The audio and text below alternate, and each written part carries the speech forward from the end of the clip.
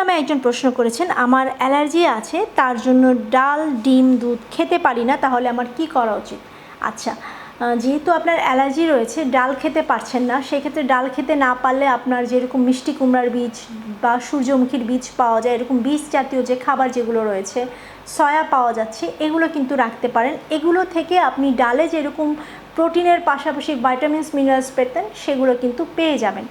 ডিম যদি একেবারেই খেতে না পারেন, সেক্ষেত্রে আপনি মাছ এবং মুরগির খাওয়ার পরিমাণ বাড়িয়ে দেবেন। মাছেও পর্যাপ্ত পরিমাণে ওমেগা-3 এবং প্রোটিন থাকে, সেক্ষেত্রে ডিমের অল্টারনেট হিসেবে আপনি মাছ বা মুরগির মাংস খেতে পারেন। যারা একেবারেই দুধ খেতে পারছেন না, আপনি যদি দুধে আপনার অ্যালার্জি থাকে, সেক্ষেত্রে আপনার ল্যাকটোজ ফ্রি মিল্ক যেটা আছে সেগুলো নিতে পারেন। যদি আপনার দেখেন যে ল্যাকটোজ ফ্রি মিল্ক আপনি খেতে পারেন, ল্যাকটোজ ফ্রি মিল্ক খাওয়ার পরও যদি আপনার অ্যালার্জি হয়, সেক্ষেত্রে আপনার বুঝতে হবে যে দুধে যে ক্যাসিন রয়েছে সেটার কারণেই আপনার অ্যালার্জি হচ্ছে।